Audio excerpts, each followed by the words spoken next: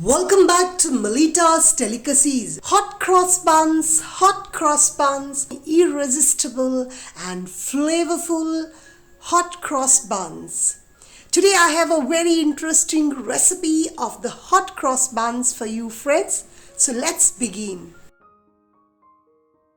Scraping the zest of 2 oranges. Orange zest adds a wonderful flavor to the hot cross buns. And friends, if you are new to my channel or haven't subscribed already, then please do like, share and subscribe to my channel, and don't forget to press the bell so that you get notified every time I upload a new video. So to give a good rise to the dough, I'm going to use active dry yeast. Now in a large mug, add 1 cup of lukewarm milk and 2.5 teaspoonful of active dry yeast. Make sure that your yeast is fresh. To feed the yeast, add 1 tablespoon of white granulated sugar. Whisk it all together. Cover with a cling wrap and let rest for 10 minutes till it gets nice and frothy. Now let us hydrate some dry raisins to add to our buns. You can take any raisins or any dry fruits chopped, there is no problem. These are my personal favorites. I've taken here about half cup of raisins and 1/4 cup of dry fruits. To that I'm adding 2 tablespoons of rum. This is my personal choice. It's totally optional. And I'm going to use juice of 1 orange and soak them about 10 to 15 minutes. Or you can microwave for about 45 seconds. Cover and keep aside. Now let us prepare the dough for our buns.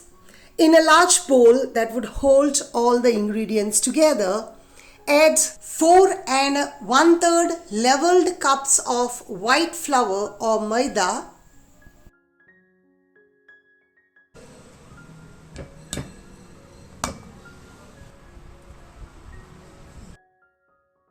to that add 1 teaspoon of salt, half cup of brown sugar and 1/4 cup of white granulated sugar.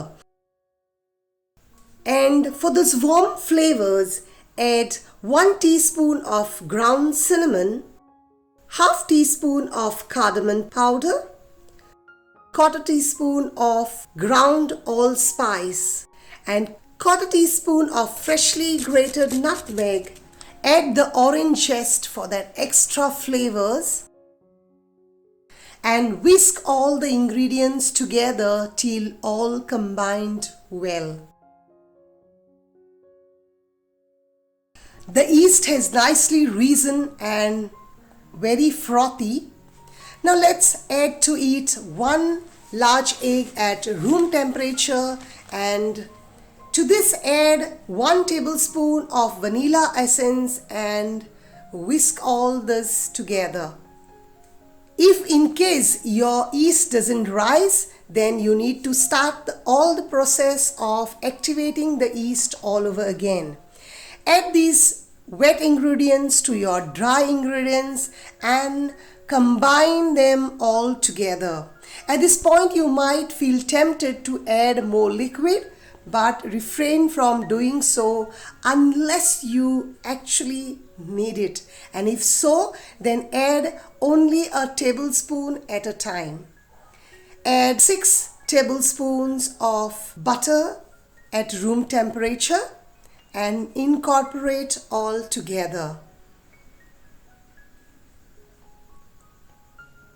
If you find it's getting difficult to do with your spatula, you can do it on your tabletop mixer, or you can do it with your hand also.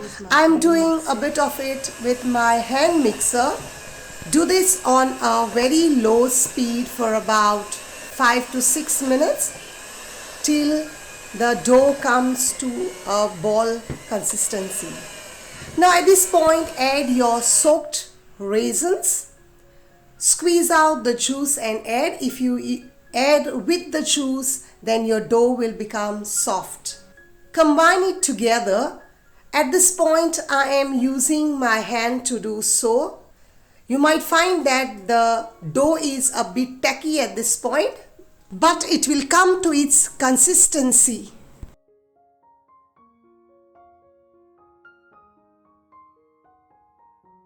Dust your tabletop and just give a few folds to the dough for about 3 to 4 minutes. You don't rigorously knead the dough, you just give folds to the dough by just dusting your surface. Do this till gluten is formed into your dough. My dough is come to a perfect consistency now, and it bounces back if you press your fingers into the dough. Grease your bowl and let the dough rest for first proofing for about 1 hour 15 minutes in a warm place. Cover with a cling wrap or a damp tea towel. It will rise and almost double in size. After about 1 hour 20 minutes, my dough has risen and doubled in size. Now dust your surface and give a few folds to the dough to release the gust that has built up inside the dough.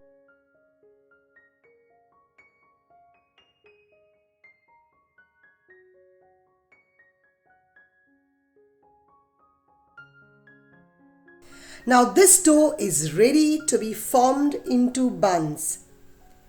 Divide the dough into equal portions of about 15 buns. Roll the buns as I'm demonstrating it to you. If you do not have a weighing scale, then you divide them approximately to about 15 to 16 buns. If you want them larger, then you will get about 12. To roll the buns, take a portion, flatten it on your palm, and then tuck it in on all sides and then roll it in the hollow of your palm, flat downside and rounded on the top. Tuck it in, and then turn it around and roll it on your palm or on the surface, whatever you prefer to. Here my bun is ready. Place it straight on a greased tray, or as I have lined my tray with a parchment paper. Now cover the buns with a cling wrap which is greased so that as they rise they do not get stuck to the cling wrap. Cover it and let them rest and proof for the second time for about an hour.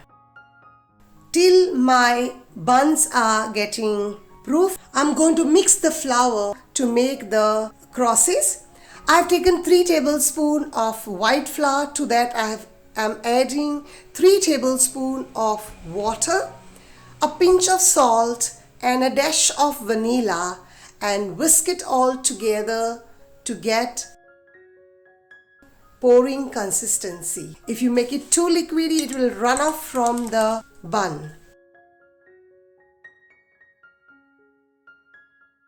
Now for the egg wash, I have taken here 1 egg at room temperature, add a pinch of salt, 1 tablespoon of milk, give a good whisk.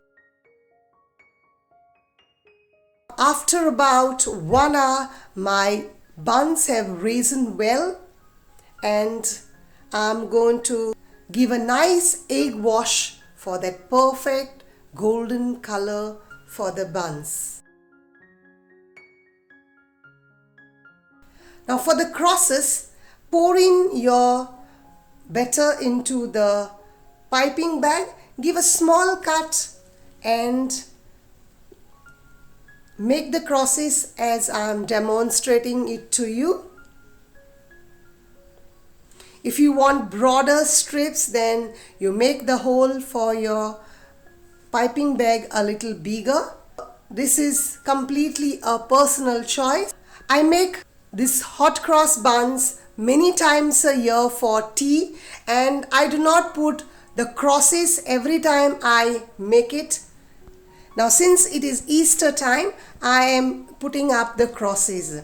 And who says, why wait only for Easter to make hot cross buns? You can have them at any time of the year. Just instead of just crosses, you can put any design you want. I have kept my oven to preheat at 200 degrees Celsius for 15 minutes. Now I'm going to bake these buns at 180 degrees centigrade for about 22 to 25 minutes. Once it is 20 minutes, turn the tray so that there is even color and baking. Now my oven is non-fan assisted oven. Please check your oven for temperatures. Now for the glaze, I am adding here 3 teaspoons of my homemade grapefruit marmalade.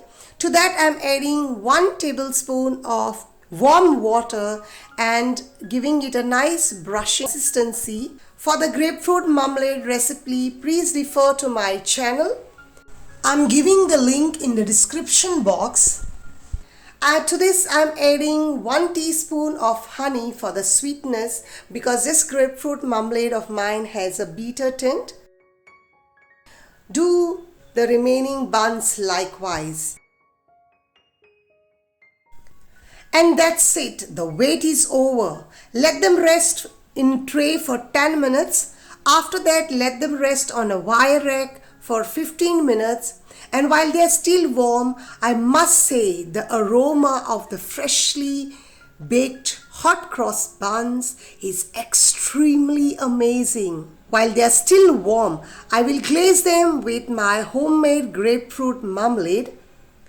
And I must say, I can't wait to try one off when they are still warm. And the aroma of these buns as you open fills up your nostrils, and each bite is so flavorful of all the warm spices and the oranges and the rum. I make them not only at Easter time but many times a year for tea time. You too can do so. Try this recipe at your home with your family this season, or that matter any time of the year, friends, and enjoy this delicious, irresistible hot cross buns any time of the year. See you next week with yet another interesting recipe that I will upload from my kitchen to yours. Let the flavors of the hot cross buns melt in your mouth and sing hot cross buns, irresistible hot cross buns. See you next week with yet another interesting recipe that I upload from my home to yours. Thank you for watching. Try hot cross buns. God bless you. And don't forget to like, share and subscribe to my channel for more interesting recipes uploaded every week.